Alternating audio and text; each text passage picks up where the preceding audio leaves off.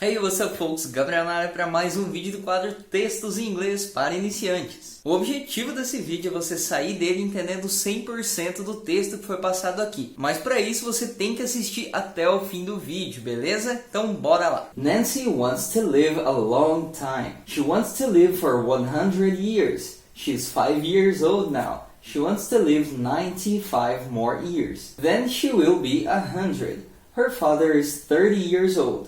He wants to live a long time too. He wants to live for 100 years. He wants to live for 70 more years. Daddy, we will grow old together, okay? Nancy said to her father. Yes, honey, we will grow old together, he said to Nancy. Then Nancy smiled. She gave her dad a big hug. Bom, galera, aqui embaixo está a tradução do texto em português, mas eu não vou ler, tá, a tradução. Eu vou deixar ela aqui no cantinho aqui de baixo, para você poder ir acompanhando. Começando aqui então a explicação. Nancy wants to live a long time.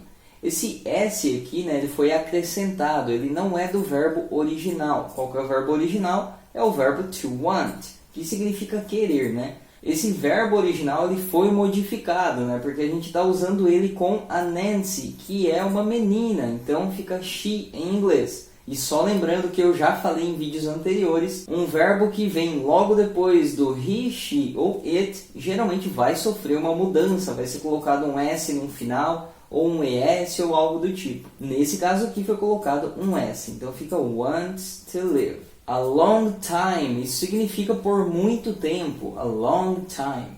She wants to live for 100 years. 100 significa 100. Então ela quer viver por 100 anos. Years. She is 5 years old now. Aqui, se a gente, pegando aqui, né, a tradução, ela tem 5 anos de idade agora. Só que o verbo ter em inglês é o verbo to have. Mas quando a gente fala de idade, a gente não usa o verbo to have. A gente usa o verbo to be.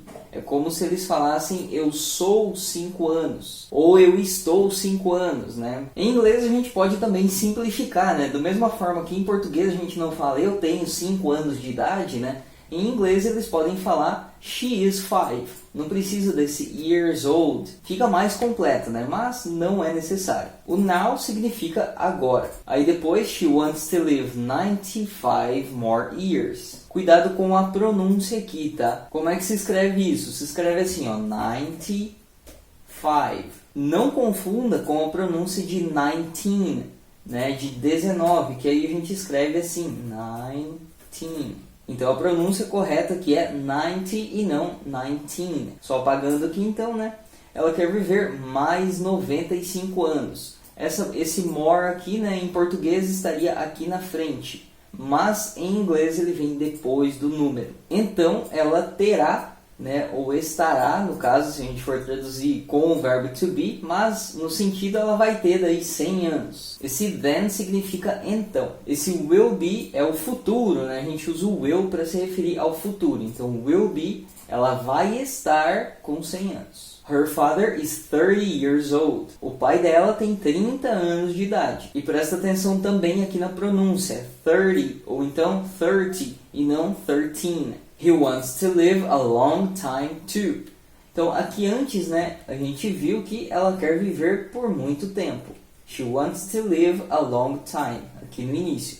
Ele quer viver por muito tempo também. Esse to no fim da frase aqui significa também. He wants to live for 100 years. Ele quer viver por 100 anos. E só lembrando aqui, tem esse S aqui no wants também porque aqui é o he. Então, só lembrando, com he, she e it, o verbo vai mudar. He wants to live for 70 more years. Ele quer viver por mais 70 anos. Aqui, então, a gente tem essas aspas, né? Que é quando alguém fala alguma coisa. Então, alguém falou, no caso aqui foi a Nancy, a gente vai ver depois.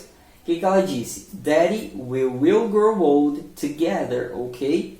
Daddy é um diminutivo, não é bem um diminutivo, né? Mas é como as crianças chamam o pai delas. É como se em português fosse papai. Então aqui fica daddy. Se fosse mamãe seria mommy. Se fosse só pai seria dad, sem esse DY. E se fosse mãe seria mom. Aí ela fala we will grow old together. O will, então eu já falei, né? É algo se referindo ao futuro.